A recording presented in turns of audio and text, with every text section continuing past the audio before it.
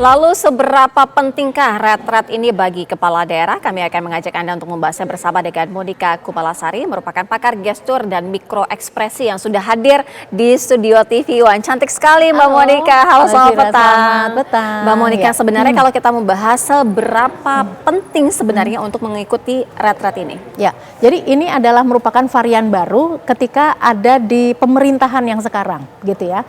Nah, beberapa hari yang lalu saya bertemu dengan menteri ya yang pasca ikut retret ya, beliau mengatakan bahwa ini penting sekali untuk berkonsolidasi karena kalau waktu itu ya para menteri juga tidak saling mengenal gitu ya, apalagi banyak yang baru apalagi banyak yang baru begitu, dan kemudian juga ada kesamaptaan gitu ya, terus kemudian ada narasumber yang luar biasa. Nah, ini adalah merupakan suatu dinamika atau upaya untuk menghadirkan jiwa membangun capacity building begitu ya. Jadi kalau kita lihat ketika diawali dengan di level para menteri, dan kemudian beberapa kementerian pun sudah mengadakan untuk para pejabat-pejabatnya. Jadi memang di cascade down begitu Mbak, gitu ya. Jadi yang kami pernah lakukan juga adalah untuk Kementerian Lingkungan Hidup ya, BPLH itu juga pernah.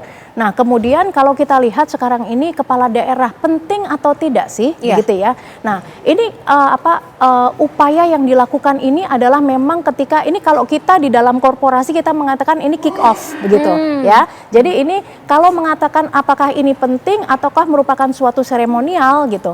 Ini bukan merupakan seremonial karena kita juga terlepas dari berapapun anggarannya begitu ya, tapi ini adalah bagian tersendiri begitu. Tetapi koordinasi terus kemudian membangun kesamaptaan dan sebagainya, ini memang perlu sekali untuk dilakukan untuk para pemimpin. Dampak positif ke depannya untuk kinerja mereka sebagai kepala daerah? Kedisiplinan. Terus kemudian juga pemahaman mengenai konteks atau visi misi ke depannya begitu ya. Mereka ketika dikumpulkan di dalam suatu event atau suatu ajang yang sama, maka mereka juga akan saling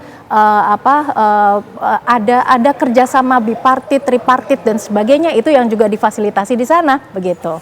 Apa sih sebenarnya yang ingin dibangun secara digarisbesari ya dalam adanya program retret ini? Ya, nah jadi adanya suatu kesamaan ketika mereka pun juga saling mengenal satu sama lain begitu.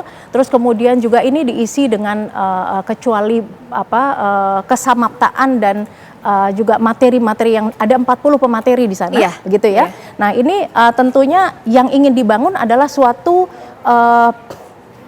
kerjasama yang berbeda sekarang ini, karena kalau tidak dilakukan hal seperti ini maka tidak ada momen untuk kemudian menyatukan kepala daerah gitu ya. ini. Kalau kita berbicara mengenai atribut seragam yang dikenakan, ada tidak makna-makna khusus yang sebenarnya ingin disampaikan juga? Ya.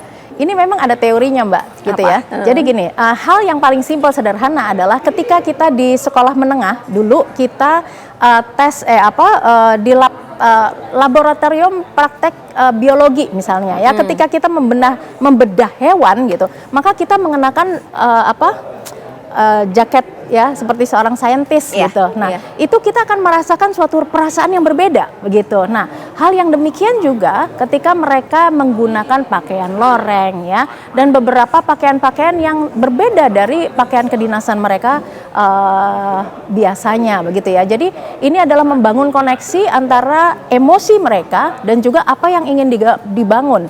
Apa yang digunakan ini secara visual itu akan memberikan dampak yang paling cepat, memberikan dampak adalah melalui apa yang digunakan oleh seseorang. Seberapa Lekat atribut ataupun yang kita kenakan gitu ya, seragam dengan emosi yang terbangun, boundingnya di sana mereka itu.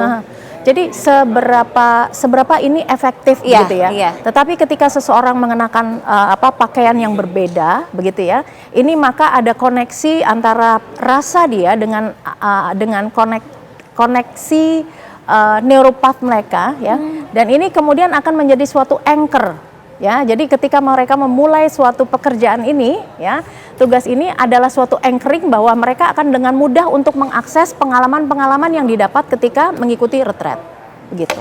Artinya secara keseluruhan sebenarnya ini juga ada kaitannya dengan kedisiplinan, bondingnya mereka ya. Tapi Mbak Monika, ini kalau kita lihat ya, ini kan juga ada sinergitas antara pusat dengan daerah. Apa yang ingin ditekankan? Apakah ada suatu hal yang krusial memang sinkronisasi atau jangan-jangan ini merupakan langkah supaya tidak terjadi disharmonisasi?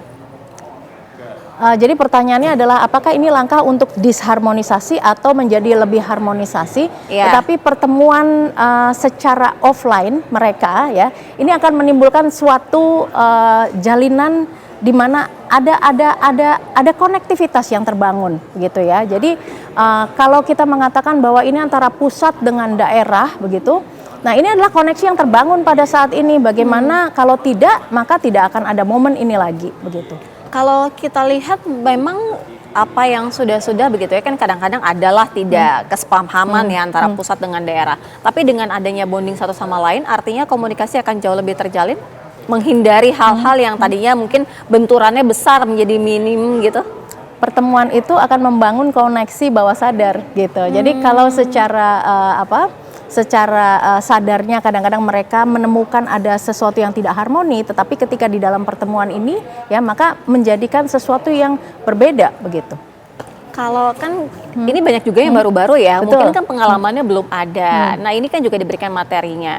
Nah artinya dalam faktor ini sebenarnya mereka juga diberikan pembekalan terlebih dahulu ya sebelum menjalani sebagai kepala daerah. Tapi seberapa efektifnya ya ketika mereka diberikan teori tapi belum pernah ke lapangan juga nih Mbak Monika. Oke, kalau kita lihat dari program ini kan harusnya program sebulan yang dipadatkan menjadi 8 hari gitu ya. Terus kalau kita lihat lagi adalah bukan hanya pembekalan di dalam kelas gitu ya, pemateri-pemateri itu, tetapi juga ada olah fisik juga seperti itu.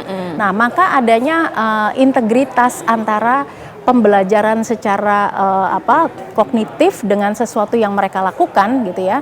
Ini memang cara paling cepat walaupun tidak ideal begitu ya, untuk kemudian tadi kalau dengan beragam perbedaan-perbedaan mereka yang tidak memiliki pengalaman bahkan pendidikan dan sebagainya begitu ya, ini cara yang sudah lebih baik gitu, tetapi memang belum ideal gitu. Belum idealnya dalam komunikasi atau seperti apa kalau Mbak Monika melihatnya? Jadi kalau kita lihat di sini, kita juga belum tahu apakah memang ada mapping dulu terhadap para peserta ini. Jadi ya, artinya ketika ingin memulai suatu program gitu ya, apakah mereka berada di start yang sama gitu ya? Kadang-kadang kan berbeda gitu kemampuan kapasitasnya. Betul. Nah itu yang kita belum dapatkan informasinya juga begitu ya. Tapi sudah merupakan sesuatu yang lebih baik, walaupun mungkin belum ideal. Gitu. Artinya tapi lebih banyak positifnya begitu. Lebih banyak ini positifnya, karena ini juga tidak dilakukan dengan sesuatu yang hedonisme, kita mengatakan seperti itu ya. Ini berbeda begitu. Jadi pembinaan seperti ini memang penting untuk dilakukan dalam sebagai kick off dari suatu hal yang baru. Mantap, suatu kick off ya. Terima kasih Mbak Monika Kumalasari, pakar gestur dan mikro ekspresi yang sudah bergabung bersama kami dan memberikan insight mengenai retret ini. Terima kasih Mbak Monika. Pemirsa, penahanan Sekretaris Jenderal PDI Perjuangan Hasto Kristianto oleh KPK dinilai memperburuk hubungan Ketua Umum PDI Perjuangan Megawati Soekarno Putri dan Presiden Republik Indonesia Prabowo Subianto. Hadir akan kami bahas dialognya usai jeda. Tetaplah bersama kami di Kabar Petang.